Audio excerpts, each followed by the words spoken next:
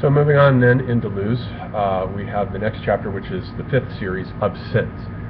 And in this chapter, Deleuze will go on to examine certain paradoxes which he says are internal to sense. Sense is not always just merely identical with one side or the other of things and propositions, since it is the frontier between them. It's always got one foot, as it were, in each realm, the realm of things and the realm of propositions. But with regard to sense itself, there are a number of paradoxes that are internal to sense that have to be talked about first in order to understand what he means by sense.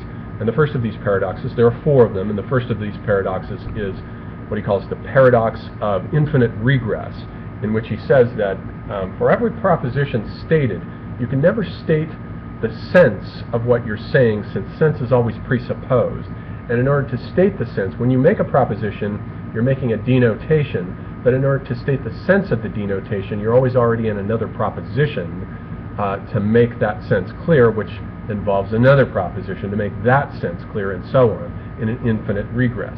And he gives the example from Alice here, where the knight is explaining to Alice the name of a song, and the knight says, the name of the song is called Haddock's Eyes. And Alice says, oh, that's what the song is called. And he says, no, the name, that's not what the song's called. The name is The Aged Man. And then Alice backs up and says, oh, well, what's the song called? And he says, well, the song is, that's the name, but the song is called Ways and Means. And she says, if that's what the song is called, what is the song really? And he says, oh, well, the song is a sitting on the gate, or sitting on the fence, whichever.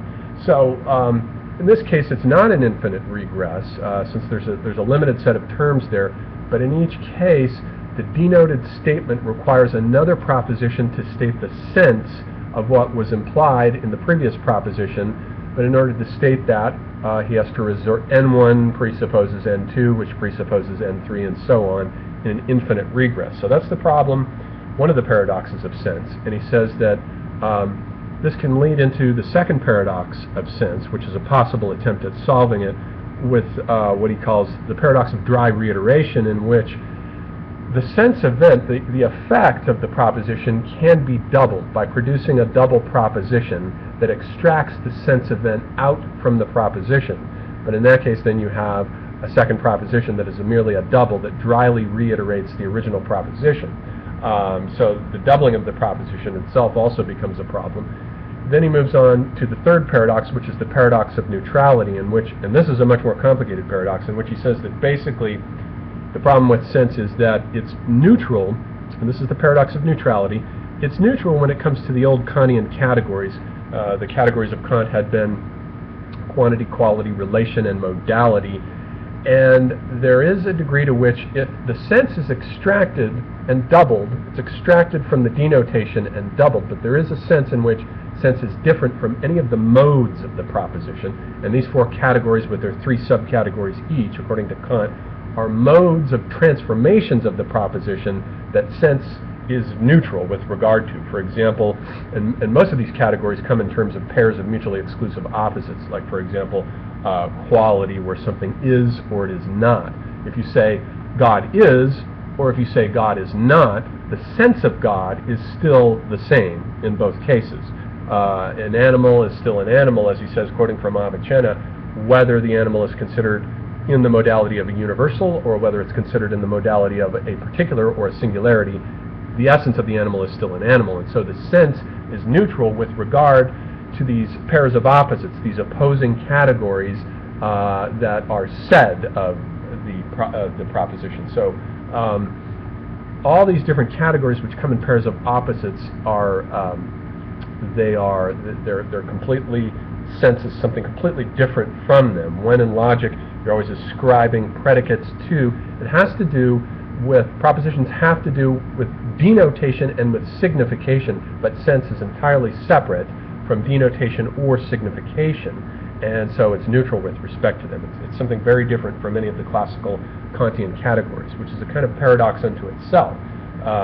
Whether Carroll says that he composed the Gardner song in accordance with events, or whether events were composed in accordance with the Gardner song, doesn't matter in the logic of Lewis Carroll's world of sense and sense-making. And then Deleuze says this leads us to a fourth category, which is the realm of impossible objects, in which these opposing attributes or categories can be applied to the same object simultaneously, such that you get an absurd object, such as, let's say, a squared circle. Now, absurd objects or impossible objects exist, as it were, outside of being. They don't have a denotation, since they can't be fulfilled within states of affairs themselves, since they don't exist in the physical world. They don't exist in the realm of states of affairs. So they can't be said to exist in that world. They exist entirely independently of it, and they don't have a signification, since there are no a priori conditions that control whether they're true or false, since truth and falsity doesn't apply to them. A squared circle is a squared circle, and you can understand the sense of that as something that's entirely independent from its existence. So it's a pure absurd objects, like the absurd objects, let's say, in the paintings of M.C. Escher, such as a squared unicorn or a perpetual motion machine. These paradoxical objects themselves have a sense that's entirely separate from the categories of whether they are or are not, and they're kind of outside of being in a certain sense. So that, in a nutshell, this is a short video, but that in a nutshell are the four different paradoxes that he goes into now when he talks about the category of sense and sense making.